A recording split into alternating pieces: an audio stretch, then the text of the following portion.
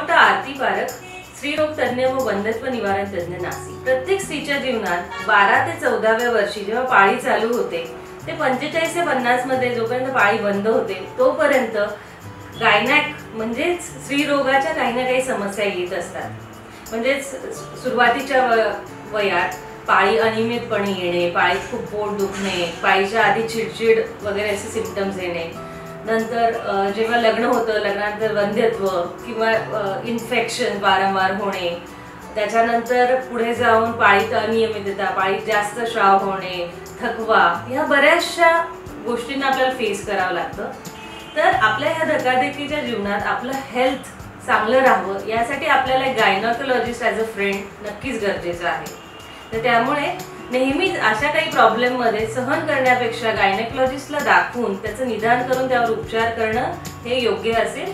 तर नक्कीच ह्या गोष्टीची तुम्ही काळजी घ्या। थँक्यू।